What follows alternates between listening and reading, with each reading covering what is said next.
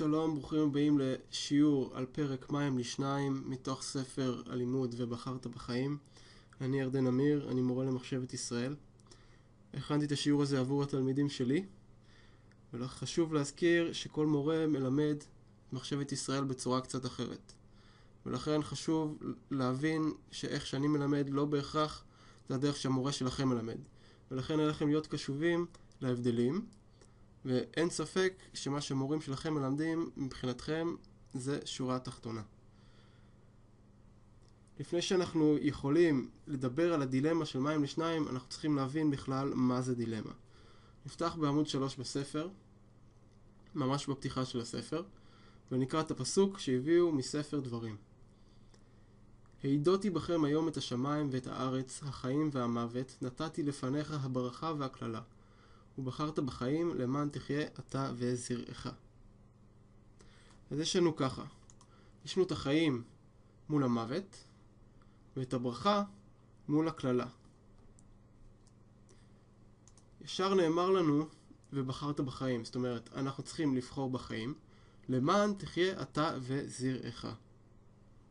יש לנו את האפשרויות, בעצם הבחירה בין החיים והברכה לבין המוות והכללה.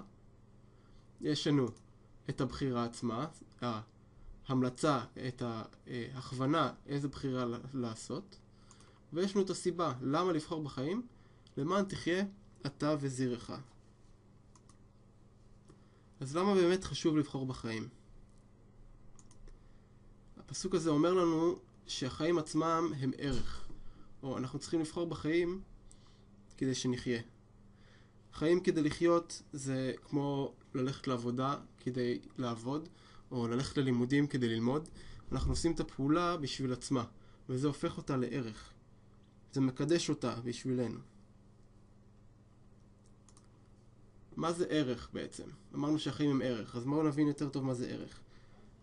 עמוס עוז אומר לנו שערך זה רעיון שאדם, או קבוצת אנשים, או חברת בני אדם, מאמינים בו וחיים על פיו. שעל כן הם מסוגלים באין דרך אחרת גם להקריב את חייהם ובלבד שלא לאבד את טעם חייהם. בצורה מאוד פשוטה, עמוס עוז אומר שערך זה מה שנותן טעם החיים שלנו. אפשר להבין את זה גם בצורה לשונית, בצורה מילולית. אנחנו יודעים שערך זה כמו להגיד שווי. יש דברים שיש להם ערך כספי. קנינו דבר מאוד יקר ולכן הוא מאוד חשוב לנו מבחינה כספית. אבל יש גם דברים שיש להם ערך רגשי מאוד עמוק. יכול להיות חפץ שלא עולה כלום, אבל יש לו חשיבות, יש לו שווי מאוד גדול בשבילנו מבחינה אישית. הנה כמה דוגמאות לערכים, כדי שתבינו יותר טוב מה זה ערך. אז שוב, יש לנו את האפשרויות, יש לנו את החיים והמוות, יש לנו את הבחירה, ההמלצה, ההכוונה לבחור בחיים, ויש לנו את הסיבה. כי החיים עצמם הם ערך, למען תחיה אתה וזרעך. מה שחסר לנו בעצם זה הדרך. איך אני בוחר בחיים. כשחסר לנו ההסבר הזה, איך אנחנו מגיעים לערך מסוים, אנחנו עלולים להתקל בקשיים. והקשיים הללו אפשר לקרוא להם דילמות, למשל. בואו נסתכל בעמוד 14 ונראה כמה דוגמאות של דילמות.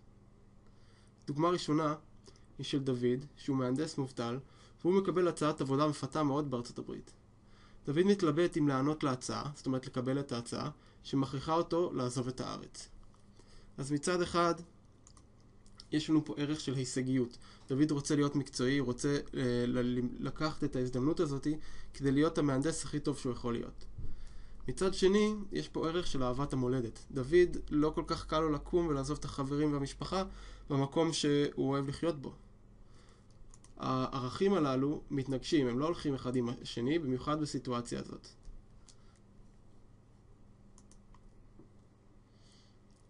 לדילמה באמת יש שני תנאים, והנה ראינו שכבר התקיים התנאי הראשון. התנאי הראשון זה שחייבת להיות התנגשות בין שני ערכים. במקרה הזה ההישגיות ואהבת המולדת של דוד לא הולכים ביחד, אז יש פה התנגשות. בואו נגיד שדוד החליט שהוא לא מפספס את ההזדמנות, והוא מחליט לעבור לארצות הברית. אז דוד קיבל החלטה, הוא הולך עם ערך ההישגיות שלו. וזה התנאי השני של הדילמה. התנאי השני הוא שחייבת להתקיים הכרעה מוסרית בין ערך אחד לשני. חייבת להתקבל החלטה. בואו נסתכל על דוגמה שנייה. אורי מתלבט אם לקנות כדורגל בכסף שהוא חסך, או דיסק חדש של להקה שהוא מאוד אוהב. בדוגמה הזאת אין ערכים. ההחלטה אם לקנות כדורגל או דיסק היא החלטה שרירותית. אין בה עומק, אין בה חשיבות מוסרית. ולכן אין בה ערכים. אם אין בה ערכים, אז כמובן שאין בה התנגשות בין ערכים. ובגלל שאין בה התנגשות, לא מתקיים התנאי הראשון, אז זו לא דילמה, זו סתם התלבטות. נסתכל על עוד דוגמה. הרופאים מתלבטים בשאלה האם לנתק חולה ששוכב מחוסר הכרה כבר חודשים ארוכים ממכשירי ההחייאה. המשפחה אמרה לרופאים להשאיר אותו מחובר למכשירים. אז בואו נסתכל על זה מתוך נקודת המבט של הרופאים. הרופאים לא קיבלו החלטה, אלא נאמר להם מה לעשות על ידי המשפחה. אין פה הכרעה מוסרית של הרופאים בגלל שהמשפחה החליטה בשבילם. ובגלל שהרופאים לא קיבלו הכרעה מוסרית, זו לא דילמה מבחינתם. האם אי החלטה יכולה להיות גם החלטה? בעצם נאמר שהמשפחה לא אמרה לרופאים מה לעשות. והרופאים מתמהמים עם ההחלטה. כל עוד הם לא מנתקים את החולה ממכשיר החייאה, הם משאירים אותו בחיים. בעצם אי החלטה שהם לעשות משהו היא גם סוג של החלטה. אז יש פה הכרעה מוסרית במקרה הזה. אבל, במקרה שאנחנו הצגנו, שבה המשפחה כן מחליטה בשביל הרופאים מה לעשות, אז זה לא הכרעה מוסרית, בגלל שנאמר לרופאים מה לעשות. אז יש לנו את המקרה הראשון של דוד, שמתלבט אם להישאר בארץ או לעבור לארצות הברית. פה יש התנגשות בין שני ערכים ויש הכרעה מוסרית מצד דוד. אורי, שמתלבט מה לקנות, אין פה ערכים, אז זה לא דילמה. ויש לנו את הרופאים שמתלבטים אם לנתק, אבל המשפחה היא זו שאומרת להם מה לעשות, אז בגלל שהרופאים לא צריכים לקבל הכרעה מוסרית, זו לא דילמה מבחינתם. שימו לב שבמהלך המצגת יופיעו משבצות ירוקות. המשבצות הירוקות הם מושגים. אתם יכולים לעצור את הסרט בכל רגע, להעתיק את זה למחברת, כי המושגים האלה יהיו במבחן וחשוב לדעת אותם טוב מאוד. אז מה זה דילמה? הדילמה היא סיטואציה שיוצרת קונפליקט בין שני ערכים. הדילמה חייבת להשוות בין שני ערכים חשובים, זה התנאי הראשון, והיא מחייבת את בעל הדילמה לקבל החלטה מוסרית, וזה התנאי השני. הנה הגענו לדילמה הראשונה שלנו במחשבת ישראל, בעמוד 20 בספר. זו דילמה שנקראת מים לשניים. יש שניים שהיו מהלכים בדרך, וביד אחד מהם יש קיטון של מים, איזה כלי שמכיל מים. אם שותים שניהם את המים, שניהם ימותו, כי אין מספיק מים. אבל אם אחד מהם שותה את המים, הוא מגיע ליישוב, זאת אומרת הוא יוצא מהמדבר בחיים. דרש בן פתורה, מוטב, זאת אומרת עדיף שישתו שניהם וימותו, ושלא יראה אחד מהם במוות של החבר שלו. עד שבא רבי עקיבא ולימד אחרת. וחיי אחיך עמך, הוא אומר. מזה הוא לומד שחייך קודמים לחיי חברך. אז בואו ננתח את הדילמה הזאת. דבר ראשון, יש לנו משאב חיים אחד, זה הקיטון של מים. יש רק דבר אחד שיכול להציל חיים. אבל בנוגע מה לעשות עם משאב החיים הזה, יש לנו שתי דעות. אחת של בן פתורה, והשנייה של רבי עקיבא. בן פתורה אומר שצריך לחלוק במים. הוא אומר, ואל יראה אחד מהם במיטתו של חברו. הוא לא רוצה שחבר יראה את המוות של חבר שלו. מה שמניע את בן פתורה זה רחמים. בן פתורה מרחם על החבר שמת, רק כדי שהוא יוכל להמשיך לחיות. רבי עקיבא, לעומת זאת, אומר אחרת. הוא אומר שמי שאוחז במים יכול לשתות אותם. רבי עקיבא אומר, החיים שלך קודמים לחיי חברך. והוא לומד את זה מתוך הפסוק, וחיי אחיך עמך. אז נורא חשוב להבין מה הפסוק הזה אומר מבחינת רבי עקיבא ואיך הוא נוגע לעניין שלנו. וחיי אחיך עמך, אפשר לפרק את זה לשני חלקים. רבי עקיבא כשהוא קורא וחיי אחיך, הוא קורא הערך של החיים של אחיך. תזכרו, ערך זה שווי. עמך, זאת אומרת אצלך, או במילים אחרות, הערך של החיים של אחי נמצאים אצלי. ברמה כזאת שאם ערך החיים של אחי לא אצלי, למשל, כי נתתי לעצמי למות יחד איתו במדבר, אין מי שיחזיק בערך החיים של אחי, אז לחיי אחי אין שום ערך. תדמיינו את זה כמו כוס מים. ערך החיים של אחי זה המים, אנחנו זה הכוס, אנחנו, כמו הכוס, מחזיקים את המים או את ערך החיים של אחי. אם אנחנו נמות, נעלם, לא נחזיק בערך החיים של אחינו, או אם הכוס תיעלם, המים ישפכו על הרצפה. אז אם אנחנו נעלם, לא יהיה כלי, לא יהיה מי שיחזיק את הערך של החיים של אחינו. העיקרון שעומד מאחורי המשפט הזה, רבי עקיבא מלמד שאומנם החיים הם שלנו, אבל הערך שלהם נקבע על ידי אנשים אחרים, אנשים מבחוץ. מה שבעצם זה שאם מתנו יחד עם החבר, אנחנו בזבזנו ואת החיים שלו. כלומר, אם החבר מת כדי שאנחנו נוכל לחיות, אנחנו שנשארנו בחיים הם אלה שממשיכים לתת לחיים שלו ערך. כי רק עם המוות של החבר שלנו אנחנו יכולנו להמשיך לחיות. מה שעומד מאחורי הדברים של רבי עקיבא זה ערך קדושת החיים. הוא אומר, לא ראוי שאני אבזבז את החיים של החבר בכך שאני אמות יחד איתו. רק אם אני אצא מהמדבר בחיים, נתתי לחיים של החבר שהיה צריך למות כדי שאני אוכל לחיות, רק אז לחיים שלו היו את כל הערך שיכלתי לתת להם.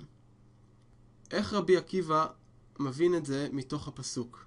באיזה גישה רבי עקיבא נוקט כדי להבין את זה מתוך הפסוק? רבי עקיבא עושה פה דרש. הוא דרש את המשמעות המסוימת מתוך הפסוק. שימו לב שלשלושת המילים הללו אין שום קשר עם הסוגיה כולה. אין שום קשר בין וחיי אחיך עמך לבין השיחה הזאתי על מה עושים עם המים במדבר. אז מה זה דרש? דרש בא מלשון לדרוש. לפי השיטה הזו אפשר לקחת טקסט שיש לו סמכות אלינו, כמו התורה למשל, שיש לו המון סמכות בנוגע ליהודים. ומתוך הטקסט הזה מלמדים רעיון אחד מאוד מסוים, למשל, שחייך קודמים לחיי חברך, מתוך מגוון שלם של אפשרויות ללימוד. כמו רבי עקיבא, רבי עקיבא לוקח פסוק מהתורה, וחיי אחיך עמך, והפסוק הזה משתמע לשני פנים. אבל רבי עקיבא דורש ממנו רק את המשמעות שהוא צריך, וזו שיטה מאוד רווחת בכל התורה שבעל פה. בואו נשווה את הדברים של רבי עקיבא לדבריו של הפילוסוף היווני הקטון. הקטון היה פילוסוף שחי מאות שנים לפני רבי עקיבא ביוון. והוא שואל שאלה כזאת: מה יעשו שני אנשים שהאונייה שלהם טבעה והם אוחזים בקרש אחד? זאת אומרת, יש קרש אחד, אבל אם יחזיקו בו שניים, הם שניהם ישקעו. הקרש יכול להחזיק רק בן אדם אחד ולשמור אותו בחיים. אז אם נתרגם את לב הים, נגיד שלב הים זה המדבר, ואם נגיד שהקרש זה כמו המים, אנחנו רואים שיש פה דילמה שהיא מאוד דומה לדילמה שלנו. ליתר דיוק, אם נתרגם את זה למושגים של מים לשניים, אפשר לשאול ככה: מה יעשו שני חברים אם לכל אחד מהם יש רק את חצי מהכמות של מים שדרושה כדי להציל רק בן אדם אחד? זאת אומרת, בדילמה הקודמת היה לנו את כל המים בכלי אחד, ואז זה היה אצל חבר אחד. במקרה הזה שהקטון שואל, המים מחולקים בין שני אנשים. משאב החיים בעצם נמצא אצל שני האנשים בו זמנית. ומה תשובתו של הקטון? הוא אומר כך: האיש אשר לחייו יש פחות ערך כשהם לעצמם או לגבי המדינה, חייב להקריב את נפשו. במילים אחרות, הבן אדם שפחות חשוב, שהחיים שלו שווים פחות, חייב לוותר על החיים שלו כדי שהבן אדם שהחיים שלו שווים יותר יוכל להמשיך לחיות. אם ניקח דוגמה מאוד קיצונית, נשאל כזה דבר: אם ראש הממשלה ורוצח שניהם אוחזים בקרש, מי צריך לעזוב אותו? מן הסתם הרוצח ראוי שהוא יעזוב את הקרש כדי שראש הממשלה, שהוא יותר חשוב לכולנו, יוכל להמשיך לחיות. אבל זו דוגמה קיצונית. בכל מקרה, מה עומד מאחורי הדברים של הקטון? איזה עיקרון אנחנו לומדים מזה? בעצם, אם הקטון אומר שאפשר להשוות בין החיים של שני בני אדם, אז זה אומר שלחיים של האנשים האלה יש ערך משל עצמם. איך אנחנו מבינים את זה? כששניים אוחזים בקרש אחד ואין בן אדם שלישי שייתן ערך לחיים שלהם, נכון אמרנו אצל רבי עקיבא, הבן אדם שחי הוא זה שנותן ערך לחיים של החבר שמת, אז פה יש לנו רק שני בני אדם שרוצים לחיות. ואין בן אדם שלישי שיבוא ויגיד, אתה יותר חשוב מהחבר שלך, או ליתר דיוק, אין בן אדם שיבוא ויגיד, אתה פחות חשוב ולכן אתה חייב להקריב את החיים שלך.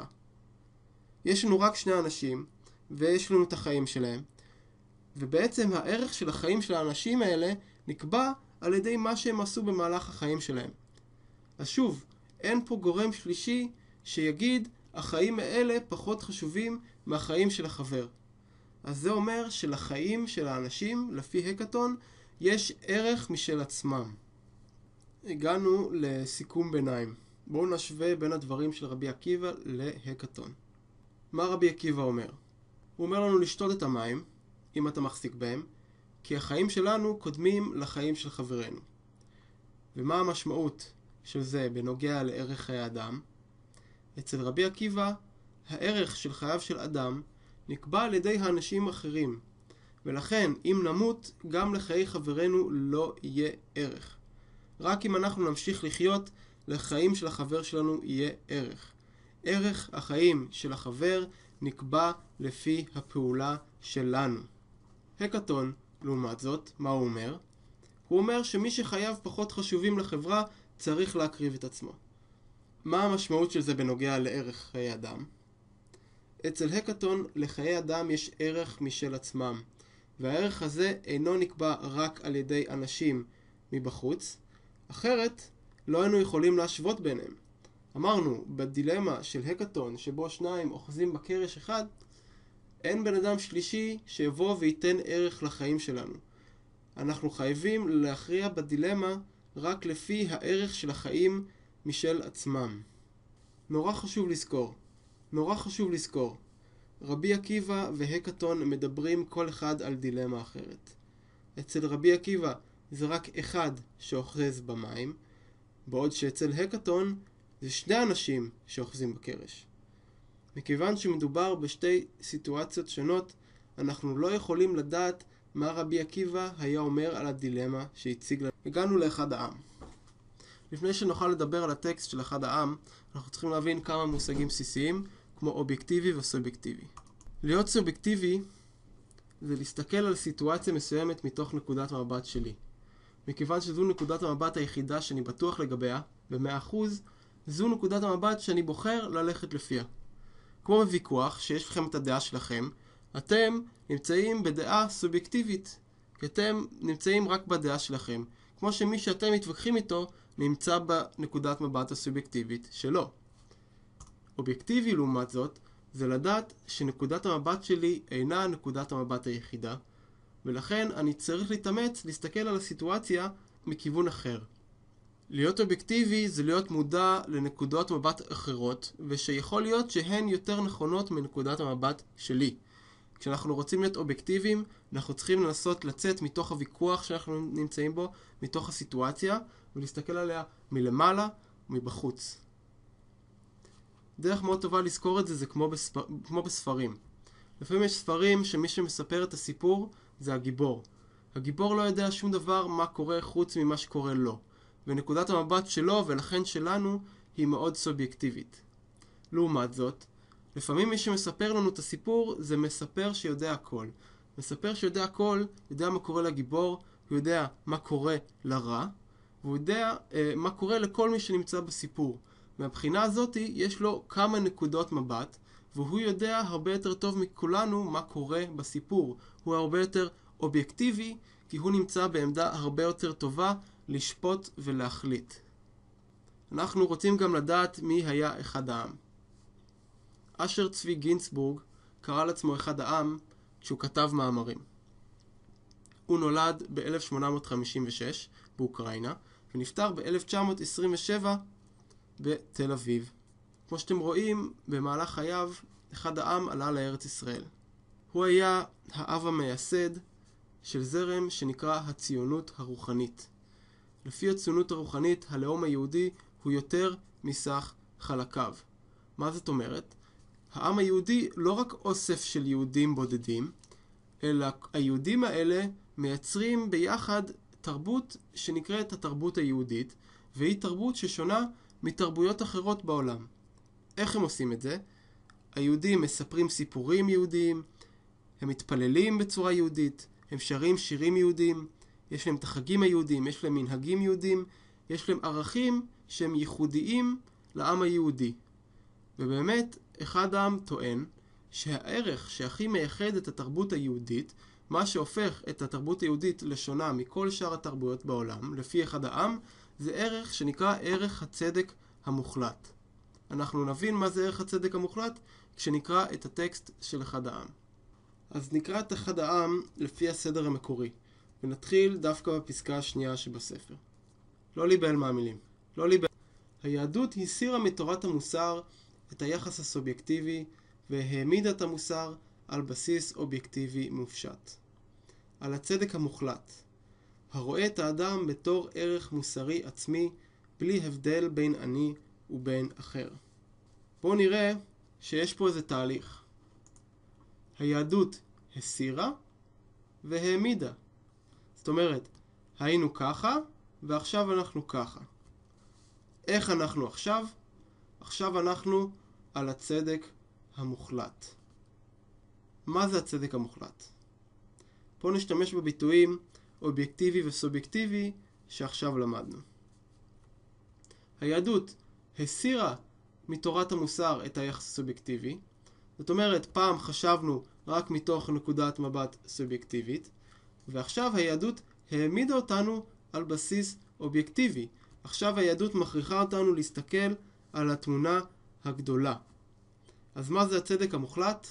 הצדק המוחלט זה התנהגות אובייקטיבית. בגלל שאנחנו עכשיו נוהגים לפי הצדק המוחלט בצורה מאוד מאוד אובייקטיבית, אין שום הבדל בין אני לבין אחר.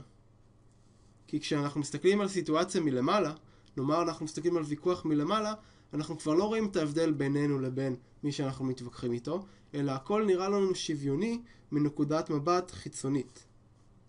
אז אחד העם אומר שכל עוד המשוואה הזאת שבו אני רואה את עצמי שווה למישהו אחר, הצדק המוחלט מתקיים ביהדות. ולכן אחד העם אומר את הדברים הבאים: וכשם שאין לי רשות להרוס חייו של אחר בשביל חיי אני, כך אין לי רשות להרוס חיי אני בשביל חייו של אחר. בואו נבין את זה לפי המשוואה. אם הרסתי את חייו של אחר בשביל חיי אני, ביטלתי אותו. הצדק המוחלט, האובייקטיביות הגמורה של היהדות, לא יכולה להתקיים. אם הרסתי את חיי אני בשביל חייו של אחר, ביטלתי את עצמי, גם אז הצדק המוחלט או האובייקטיביות של היהדות לא יכולה להתקיים. אז איך כל זה קשור לענייננו? אחד העם ממשיך. בן תורה האלטרואיסט אינו מוקיר חיי אדם כשהם לעצמם, ונוח לו שיאבדו שתי נפשות במקום שמלאך המוות אינו דורש אלא אחת. אז דבר ראשון נבין את המילה אלטרואיסט. אלטרואיסט זה ההפך מאגואיסט. זה אדם ששם את הצרכים של אחרים לפני הצרכים שלו. בן תורה הוא מרחם על אנשים אחרים. כשאחד העם אומר שבן תורה אינו מוקיר, הוא אומר שהוא אינו מעריך, הוא לא נותן שווי, מלשון יקר. חיי אדם כשלעצמם, אחד העם מתכוון לחיים עצמם, בלי קשר של מי החיים האלה. אז כשאחד העם אומר שבן תורה לא מוקיר חיי אדם כשהם לעצמם, הוא אומר שבן תורה לא שם לב שהחיים עצמם הם קדושים.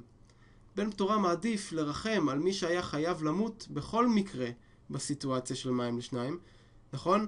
מישהו הולך למות בכל מקרה. בן תורה אינו שם לב שהחיים עצמם הם קדושים. הוא מעדיף לרחם על מי שהיה חייב למות בכל מקרה, והוא לא מוכן להכיל את החיים עצמם. אם בן תורה שם את הצורך שלו לרחם על מישהו אחר לפני הצורך הכללי להציל חיי אדם, כמו שאחד העם טוען, האם בן תורה חושב בצורה אובייקטיבית או סובייקטיבית? האם בן תורה חושב על הסיטואציה מבחוץ, או שבן תורה נמצא בתוך הסיטואציה? אחד העם אומר שבן פתורה הוא סובייקטיבי לגמרי. הצורך של בן פתורה לרחם על הבן אדם שחייב למות כדי שאנחנו נוכל לחיות, בא על חשבון הצורך הכללי להציל כמה שיותר נפשות. בן פתורה למעשה לא רואה שיש פה אפשרות להציל חיים של בן אדם. ואחד העם ממשיך. אבל מוסר היהדות מסתכל בדבר מתוך השקפה אובייקטיבית. כל מעשה שיש בו עיבוד של נפש הוא רע. גם אם הוא יוצא מתוך רגש טהור של אהבה ורחמים. ובעניין שלפנינו, שאפשר להציל אחת משתי נפשות, חובה להתגבר על רגש הרחמים ולהציל. אז מהי השקפה אובייקטיבית בעצם? ההשקפה האובייקטיבית, כמו שאחד העם אומר, זה שכל מקרה שיש בו עיבוד של נפש זה רע. זאת אומרת שההשקפה האובייקטיבית היא להציל כמה שיותר נפשות. מכיוון שאנחנו יודעים שרבי עקיבא, לפי ההחלטה שלו לשתות את המים אם אנחנו יכולים, מציל חיים, זה הופך את רבי עקיבא לאובייקטיבי כי הוא מציל נפש.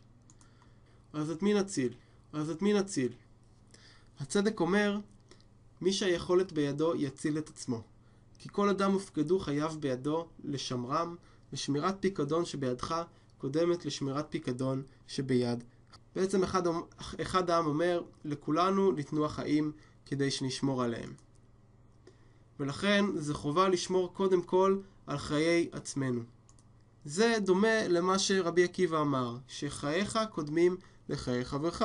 ולכן מה שאחד העם אומר, מי שהיכולת בידו יציל את עצמו, מאוד דומה להחלטה של רבי עקיבא שמותר לשתות את המים כדי להציל את עצמנו. נסכם את הפרק ואת הגישות השונות שראינו. בן פתורה במים לשניים אומר שעדיף שימותו שני האנשים. כי בן פתורה מרחם על הבן אדם שעכשיו צריך להקריב את החיים שלו כדי שמישהו אחר יוכל לחיות. רבי עקיבא מלמד שהחיים שלנו קודמים לחיים של החברים שלנו. החיים שלנו קודמים כי אלה החיים שלנו שנותנים ערך לחיים של החבר.